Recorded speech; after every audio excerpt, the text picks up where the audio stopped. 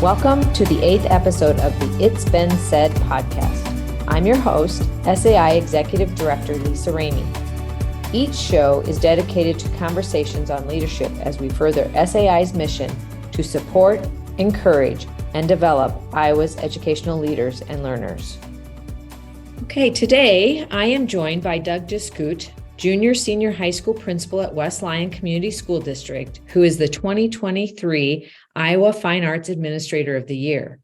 Doug was selected by the Iowa Alliance for Arts Education and School Administrators of Iowa.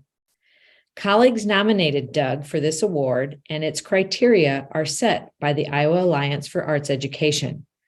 Doug demonstrates how his leadership contributes to the development of the arts in a school and district. Doug has been junior senior high school principal at West Lyon since 1997 and previously served as a business education teacher at Council Bluffs Abraham Lincoln High School. He has a bachelor's degree in business administration and a business education teaching endorsement from Northwestern College, a master's in school administration, and a superintendent endorsement from the University of Northern Iowa. Welcome, Doug, and once again, congratulations. Thank you. It's a pleasure to be here. And certainly it's a great honor and a humbling honor to be recognized as a Fine Arts Principal of the Year for the state of Iowa. I very much appreciate it. Yeah, well, very deserving you are. Thank you. Let's get started. So why are fine arts important in schools? Super question. I like to quote Tolstoy when I'm asked that question. Tolstoy in his essay, What is Art? And I believe it was published in 1897, said that without art, men would be like beasts. And I think that is so true. Every other creature on earth, songbirds or whatever, they're doing it for a mating call or to express danger, whatever, but only humans can use art to express feelings, emotions, can create art for the sake of health. And certainly I think schools, public schools, K through 12, provide the only opportunity for students to explore and express their interest in art. Quite often that's the only opportunity they have to be in art, whether it's an elementary school program, an elementary skit, and then progressing into art classes, sculpture classes in the high school level, certainly the band programs, the speech and drama programs that we have in high schools. Those are really the only opportunities that children and young adults get to be involved in the arts after high school, after they graduate. For the most part, the adult lives set in, they become involved with families, work commitments, and so forth. So the arts quite often are kind of forgotten. Hopefully, because of their experience in the fine arts program through school, through the 12th grade, they at least gain an appreciation for the arts. So maybe, they have an opportunity to see a musical or a Broadway show or something. They can really learn to appreciate what they've been able to experience in high school. Maybe they are developing their talents and can contribute in their church, whether it's in the choir or play an instrument in their church choir. I think those are all very valuable skills to develop to better our society and better ourselves as humans. Yeah, Doug, I really appreciate you connecting it to life after, the pre-K-12 setting, because there are many times, while it may not be formal as far as like moving on to be an art teacher or a musician, but where you can give back in ways in your community through the arts.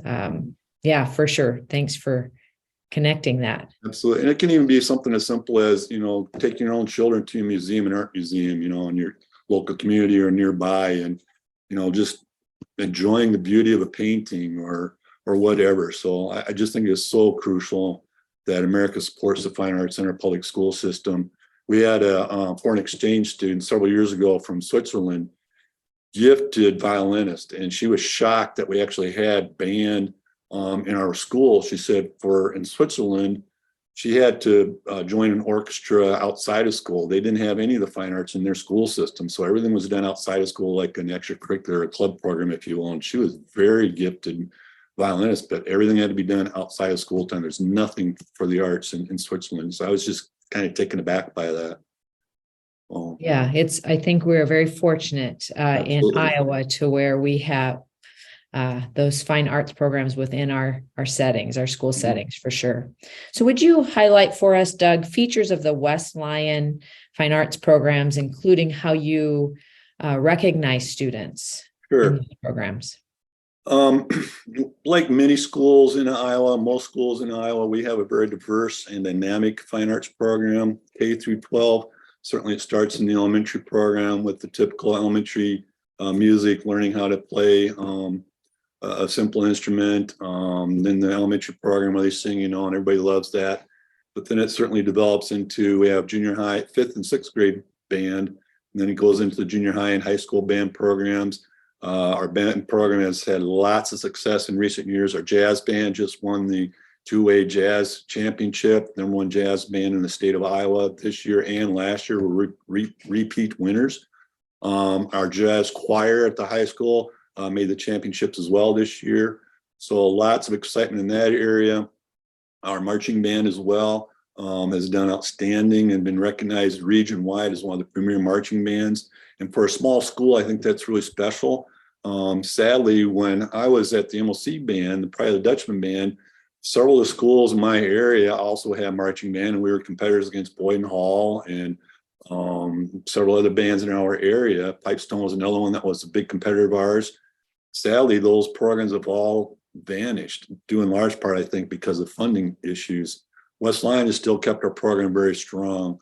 We're a two-way school. Our band has about 90 students in it. Our marching band has about 90 students in it. And they travel throughout the region competing and do very, very well. And sometimes we're competing against schools much larger than ours and having success. That's just one of the many examples in the music program. Certainly our visual arts as well. We have a high school musical every fall. And then in the spring, we also have a play at the high school level.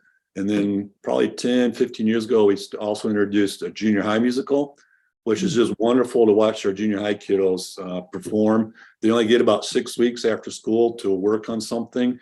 And every time I'm just amazed at the young talent that we have there on the stage. We'll get 30 kids that are interested, and even if they're only in it once, at least they have that opportunity to get involved.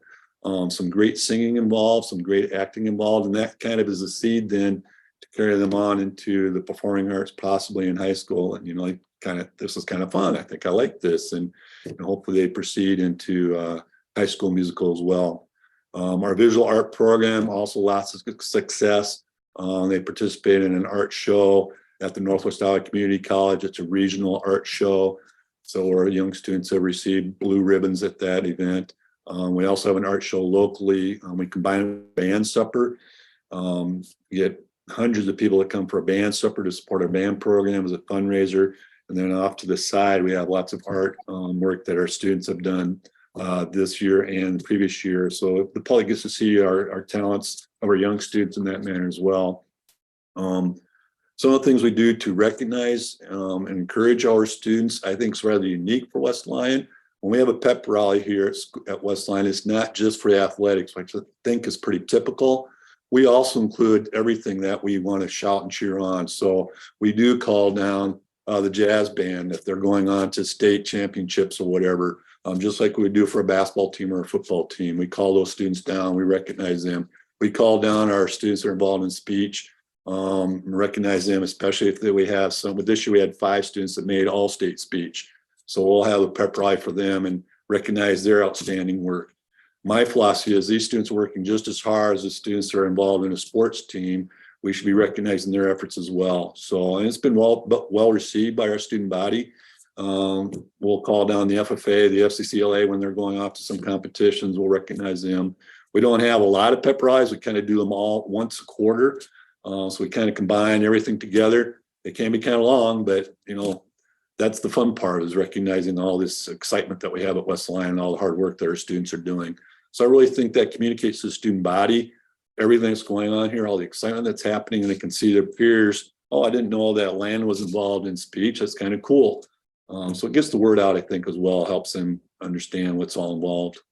Yeah, that's exciting. That's really nice that you're able to recognize them in that manner. Yeah. In your comments, you mentioned some programs going away. That kind of connects with my next question. Mm-hmm. So with tight budgets, as schools, we have tight budgets. How do you prioritize fine arts programs? Yeah, that's always a challenge for any administrative team, any school district, when budgets are tight. And some of these programs are very, very expensive. Our band marching program, a lot of expensive instruments, the travel time involved. Is probably 10 years ago, we bought all new uniforms for our marching program. It cost $100,000. So lots of costs involved. Same way with, our sports or football. Everybody knows football is an expensive sport to have in your school. We try to be equitable across the board. When there is times where we have to cut, we try to do it across the board. We don't just focus on one area. It was probably 15 years ago we were in a budget decline, enrollment decline, and so we had to make some tough choices. And we sat down together as an administrative team and our school board, and we decided, well, if we're cutting 2 coaches here, we got to look at where we're going to cut in the fine arts as well. And we had to make some of those tough choices. Fortunately, in West Lyon, we do have a casino in our county, so we get some extra funding from grants for the casino. That has helped us tremendously. So it's just a matter of prioritizing, making sure that we're being fair and equitable to everybody as much as we can, recognizing that everybody has needs and we can't always fulfill all those needs. I will say time quite often is one of the big factors as well, budgeting time. The calendar gets so full with all the sporting events and music events and community events and everything else. It's hard to find free dates, especially this year. West Lyon had 14 snow days, and so everything got moved around and put somewhere else, and it just got to be a real challenge. And most of our students, being a small school, are involved in multiple things.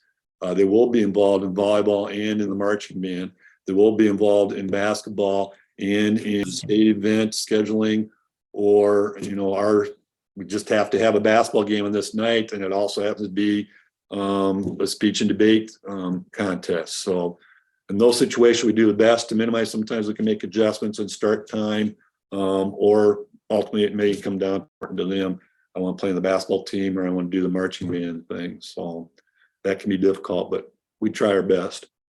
Yeah, it's really nice when students are involved in multiple activities. Yeah. It really helps that well-rounded individual for a student, for sure. We had one of our senior girls this year. Our cross-country team, girls cross-country team, was a little bit short on runners. So believe it or not, she was on our volleyball team, one of our star players, and she also ran cross-country the same season. Wow. Oh my goodness, how did you do that? Right. Ran a lot on the weekends, and it worked out. Cross-country meets didn't interfere with the volleyball meets, so it worked out. But my goodness, she was busy. Yeah. Wow. That's amazing. Kids are amazing, aren't they? Yeah, they are. And she's a 4.0 student. Oh, wow. All right, Doug, tell us about a memorable time when contact with the student's family changed your perspective. Wow, that's a big question. I had to give a lot of thought to that. And I went back to when I first started here at West Lyon. I was only 34 years old, green as they come as an administrator, only been in education for 6 years prior in Council Bluffs. There was a couple students that introduced themselves right away and on my first day of school and said, "You're going to be seeing a lot of us, Mr. Jiskoot." Okay, and they were right. I was seeing a lot of these 2 particular boys. They were not related in any manner. And the one it wasn't horrific stuff, but just enough where the teacher was getting frustrated, sitting in my office, and just several suspensions and so forth. And going to year 2, similar type things. And finally got to the point where I had to have a conversation with his mom, and single parent home. And I get it, that makes things difficult. Didn't really have a positive male role model in his life.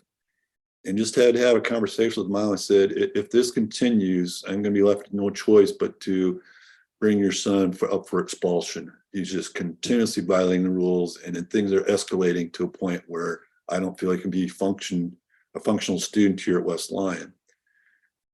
And that kind of opened up her eyes, I think. And it wasn't that much longer that she decided to move out of our district. It was probably 12, 15 years later. I have a wedding invitation in my mailbox in the summer, and lo and behold, it was postmarked from Nebraska. He had apparently moved to Nebraska. And I was just struck that here I thought I lost this young man. had no contact with him. But I can only assume that I must have made some sort of connection that he thought enough of me to invite me to his wedding. Regretfully, I didn't go. I wish I would have now. It was, out in the middle of Nebraska, and it was a bit of a drive, and I just didn't make the effort to go. And I feel badly about that now. I did send him a card, of course, but to this day, I still think about that you just never know when you make a connection with somebody. Years later, hopefully you do find out, but that was a powerful moment for me. I will say quite often schools is the safest place for our students, in the home situation that they're in. And there are times where we do learn that the child's basically raising themselves. The parents out of the picture. If there is a parent, they're frequently gone doing things that they probably should not be doing, and the kids left to themselves. So it kind of explains a lot when you understand that this is why they're not coming to school as much, or don't have anybody to get them out of bed, or even somebody wash their clothes or to feed them. So that certainly is concerning. We do our best to try to address those as best we can. Shortly after COVID, our school board recognized the mental impact this is having on our students, and the high anxiety and even some depression. And so they brought on a social worker under our staff, and she's just been phenomenal. She started mid-year in January, a year ago now, and within a month, she had a full docket of students that she was seeing, elementary through high school, which really, wow, I knew we had some concerns, but not to that degree. And she continues to still be very active and very busy, very involved with students' lives. And she's made a difference. Our students now have a safe place that they can go to and just sometimes vent, get some guidance, get some social expertise on how to handle situations.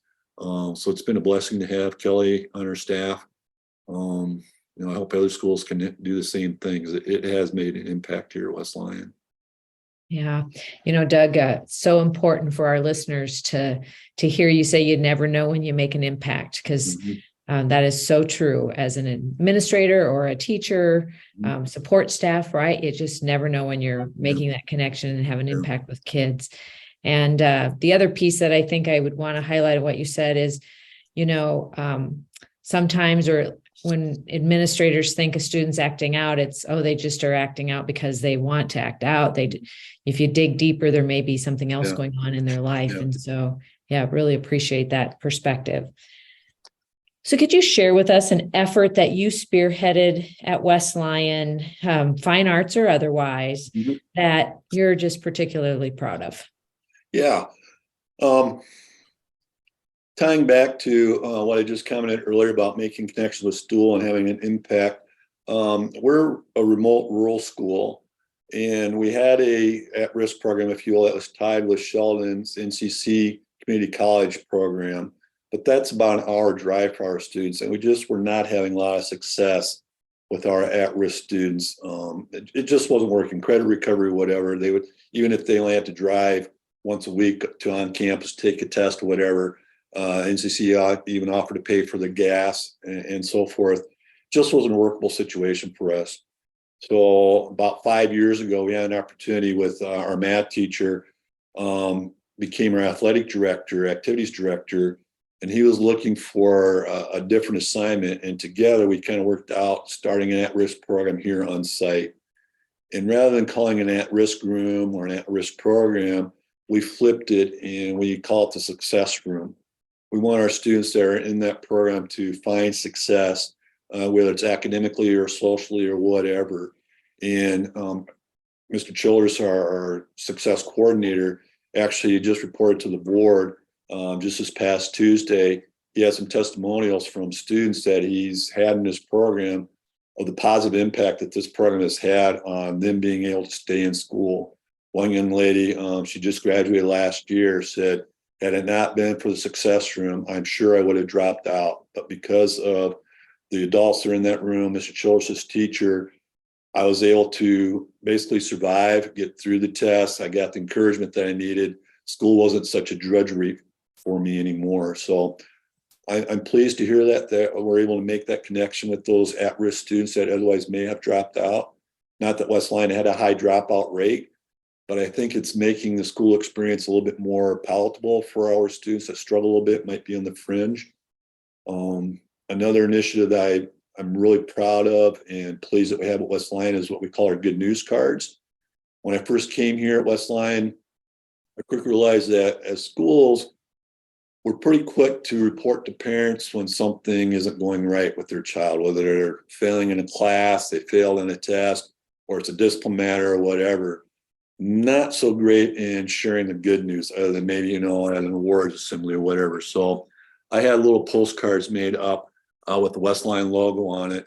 And I asked my teachers to mail out 10 good news cards per semester. They sign it and I sign it as well. And then we get it in the mail to the students. And it could be for anything. It could be for a student that typically gets D's, maybe even some F's on a science test, but for whatever reason, on this test, the student got a C. So I encourage that science teacher, send them a good news card for, a pat on the back for that C, and maybe that C will lead to another C and maybe eventually a B. It could be for, I really noticed a kind gesture that your daughter did in the lunch line today, helping out a friend that was struggling. Anything like that, we want to encourage and send good news cards to the homes. On graduation day and all those graduation parties, it's not uncommon for me to see the senior table, all spread out with all the accolades that they received. And more times than not, they will have their good news cards that they collected through their high school years displayed as well. And it's just kind of heartwarming to see that it meant enough to the student as well as the parents to save those and put those out for everybody to read. I think it's kind of heartwarming. It feels good. Yeah, it should feel good to you, Doug. Yeah. Absolutely. Yeah, that's fantastic. So when you think about educational leadership, what is some of the best advice that you have received? Oh, wow. First of all, to be visible, certainly in the hallways and the classrooms, attend as many events as you can. I think the parents and the teachers and the students really appreciate that. I try to hit as many events as I can. I go Monday, I'm leaving for the FFA state conference in Ames. That's a 4.5 hour drive for me, but I think it's important to be there. I don't go every year, but I think it's important for me to show my support in those types of situations. And I think it's important for any administrator to show support for all those things that their students are involved in, whether it's music, sports, the student organizations, to be out there in the community, out there in the school. Another thing I find important is, and this comes from Todd Whitaker's book, What Great Principals Do Differently. I read that book several years ago, and it's always stuck with me. One of the things he said is the principal, the leader of the building, sets the tone for the building every day. It's so easy for us to get down on the stresses of our jobs. We can't project that out into the hallways and when we're having conversation with our students or our teachers, whatever. They don't understand what's going on in our world. And yet we can't share that with them either.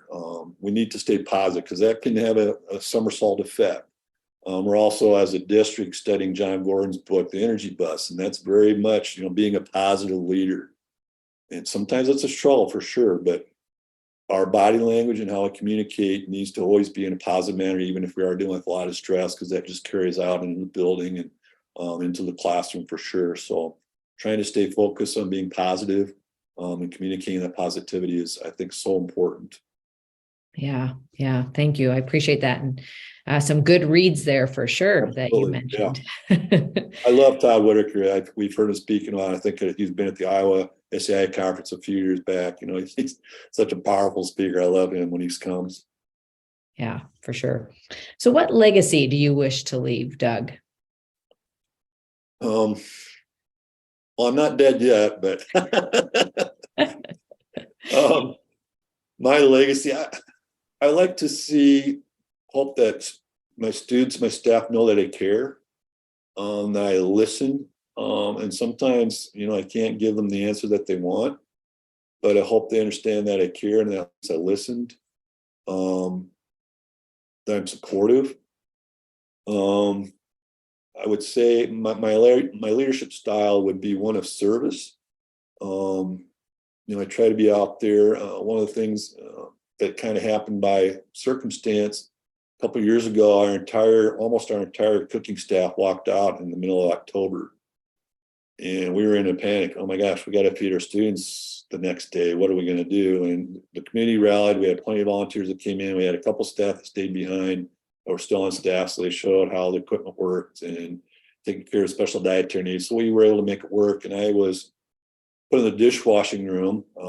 That was my first job, by the way, was working at a steakhouse as a dishwasher when I was 14 years old. So things come full circle.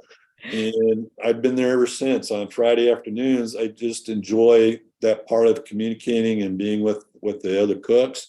I think the students kind of appreciate seeing their principal in the dish room doing, let's face it, it's not the most glamorous work, but I get a kick out of it. And, the students will, thank you, Mr. Jiskoot. And I say, hey, have a great weekend.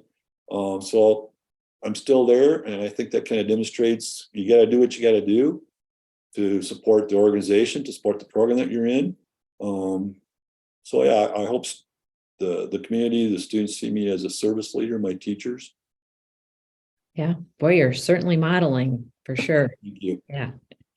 So tell me about the most influential people in your life and how they impacted you.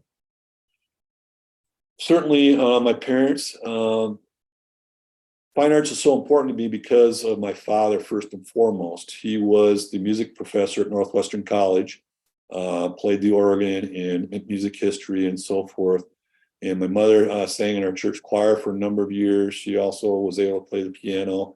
So that's how I got involved in the fine arts. It's just a part of my life. I would hear my dad play the piano, all throughout my childhood and growing up. I played the cello. I played the cello through the Sioux City Symphony through college, played trombone in the MLC marching band and concert band. And even now I sing in our church choir. I sing at the Christmas at the Cathedral in Sioux Falls, which is televised. So that has become such a big part of my life because of my parents and my upbringing, but also they just modeled for me a strong work ethic and what it means to have a successful marriage.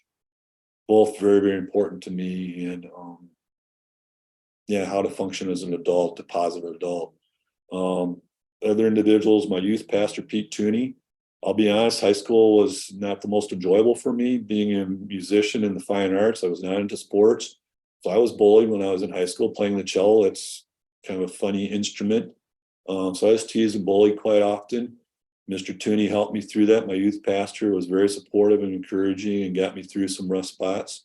And I think that helps me be a little bit better principal. I'm now able to empathize with students that come into my office in tears. I'm being bullied. I can really relate to how they're feeling and what they're experiencing, and be somewhat directive in dealing with those situations, unfortunately. And then lastly, of course, my wife. As I said earlier, being a principal is very, very stressful. Any leadership position is, and sometimes I just come home with a lot of baggage. I try not to, but it's just unavoidable. She's always been my sounding board, my support. Quite often gives me great advice and encouragement, support, and very understanding when my job takes me here. Prom night, I won't get home till after 10 o'clock, sometimes midnight. That's just how it is. But she's always very supportive and a great, great partner for me. Yeah. When I talk to aspiring administrators, one of the things I say is before you take that first job, make sure it's something that not only you want, but your family, right? Absolutely. It's Absolutely the package.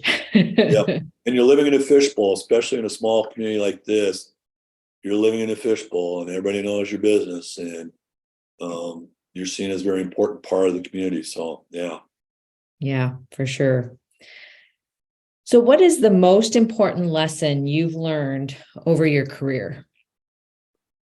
You cannot over communicate, whether it's with your staff, the parents, the public. The more emails, the more phone calls, the more meetings, and don't have a meeting for a meeting's sake, but certainly have a purposeful meeting. You cannot over communicate. It's so easy to do nowadays with internet and emails and so forth, as opposed to, I started my teaching career with, paper memos and mailboxes. The internet was just starting to come on the scene. And I don't even think we had email just yet when I was starting. So it's so easy now to communicate and get the word out. should be no surprises in education anymore, whether it's with the staff, the parents, the students. That is just so important. That puts out a lot of anxiety and ends a lot of angst, if you will, when they understand where you're coming from. All right. What thoughts, Doug, on leadership would you offer to those new to the profession or interested in becoming an administrator? It's a job fraught with many, many challenges, but also it's a job, a position with many, many rewards. Education is one of the few careers where you have a lasting impact on one individual, which then carries out to other individuals. You sometimes have no idea the impact that you're having, whether it's as principal or as teacher. It's a career, a job like none other, maybe other than a pastorship, something in the faith business. And that's what makes what we do worthwhile, knowing that you're making those connections and stay focused on the positives that you have in your school. And we have many great things happening at West Lyon, from the fine arts, our band program, our music program, to our sports and our FFA, FCCLA. Lots of things to celebrate, which we do in our pep rallies. Focus on those positives, the many, many more students that are positive and encouraging and thankful. Try not to get weighed down by some of the negatives of our position and the stresses that are involved, because it will get you if you constantly dwell on those things. Well, Doug, I want to thank you. Thank you for your time, but most importantly, thank you for your service to the West Lyon community. I can see the passion that you have for the work that you do for your students, for your families, in the community there. And congratulations once again on being the Arts Administrator of the Year. If you're looking to grow your leadership, consider participating in one of the SAI's 4 Essential Roles of Leadership events this June. The learning also qualifies for evaluator approval. Visit the events page on SAI's website to sign up. Be sure to join us for the next episode when we welcome Iowa Central Office Administrator of the Year, Chad Lang of Glenwood.